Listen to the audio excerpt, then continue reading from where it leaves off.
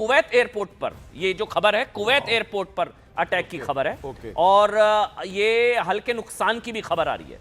ये अब क्लियर किया जा रहा है, दरअसल कुवैत एयरपोर्ट को टारगेट किया गया।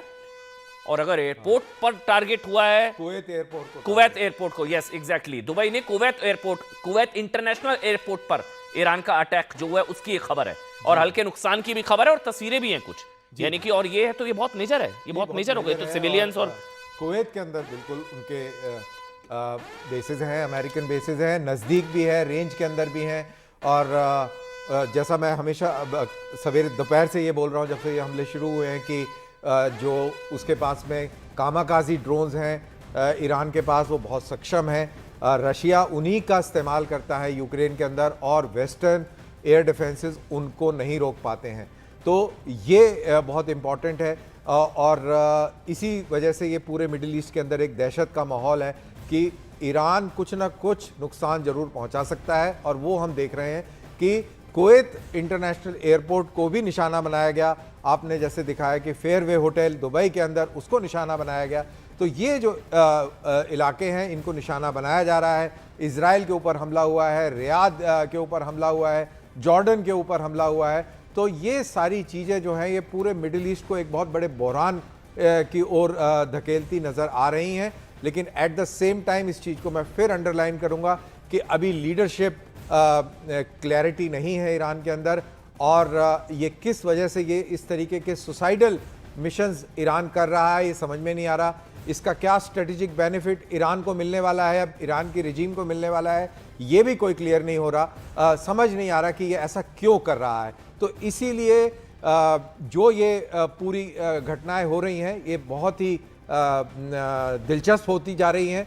और अमेरिकन और इजराइल अभी कोई इस तरीके की प्रतिक्रिया नहीं दे रहे हैं। एक खबर ये जरूर आ रही है कि, लेकिन ये ना कि अगर दुबई और अबू धाबी सेफ नहीं है तो दुनिया में कौन सा देश और एक खबर और भी आ रही है कि ब्रिटिश प्राइम मिनिस्टर ने शायद ये कहीं कहा है कि उनके जेट्स जो है वो डिफेंसिव पोस्चर में अपने एलाइज और अपने एसेट्स की सुरक्षा में लगे हुए।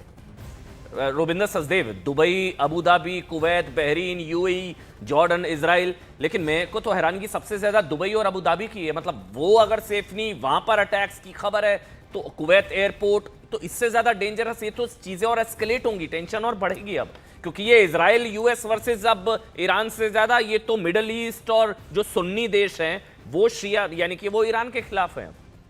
अमन जी, मैं इसको ऐसे रखता हूं, मानिए आपका 100 बॉम्ब है, इजराइल और अमेरिका आप पे अटैक कर रहे हैं, आपके 100 बॉम्ब जो मिसाइल है वो इजराइल में पहुंच सकते हैं, 100 के 100 मार दो, उन 100 में से 95 डिस्ट्रक्ट हो जाएंगे, 4-5 गिरेंगे, टेल अवीव की 3-4 बिल्डिंग्स खत्म हो जाएंगी। ठीक है, अगर आप मिलिट्री जनरल हैं, एक ऑप्शन आपके पास वो है। दूसरी ऑप्शन आपके पास है कि आपका 100 बॉम्ब है, दुबई, कतर, कुवैत, साउथ। आपको कुछ देख ले, यहाँ पर रोकना पड़ेगा। एक बड़ी खबर इस वक्त आ रही है, देखिए कुछ देर में सुरक्षा परिषद की एक बैठक भी यहाँ पर हो सकती है। लगातार जिस तरीके के हालात बने हुए, सुरक्षा एक बहुत बड़ा मुद्दा बन चुका है, और यूएनएससी की बैठक यहाँ पर होगी कुछ ही देर में। यूएनएससी सुरक्षा परिषद की बैठक यहाँ पर हो सकती है। यूनाइटेड नेशंस के तमाम देश आपस में बातचीत कर सकते हैं, और जिस तरीके से अब युद्ध मुहाने पर पहुंच चुका है, कैसे मोड़ पर आ चुका है जहां पर और देश भी इसके बाद इन्वॉल्व हो सकते हैं, उसको लेकर अब कई सारे कयास यहाँ पर देखे लगाए जा रहे हैं। और लगातार हम ये सुबह से पूरी अपडेट आप तक यहां पहुंचा रहे हैं, किस तरीके से इजराइल और अमेरिका पहले ईरान पर हमला करते हैं, और उस तरीके के जवाब की उम्मीद देखिए ईरान से पहले की नहीं जाती, लेकिन जब ईरान अपना जवाब यहां पर देता है, उसके बाद हर कोई यहां पर सन्ने है। और अब तमाम जो देश है, जो गल्फ कंट्रीज है, जो वेस्टर्न कंट्रीज है, जो नेटो देश हैं, वो इसी बात की आशंका यहां पर लगा रहे हैं कि आगे क्या होगा, क्या और देश इसमें आगे यहां पर आ सकते हैं, और अगर वो आगे आते हैं तो देखिए बहुत बड़ा नुकसान यहां पर हो सकता है। और ईरान जिस तरीके का गुस्से में इस वक्त है, जो नाराजगी उसकी है, वो लगातार और देशों को भी अपनी चपेट में ले सकती है। और देखिए ईरान यहां पर छोड़ेगा तो बिल्कुल नहीं। आपने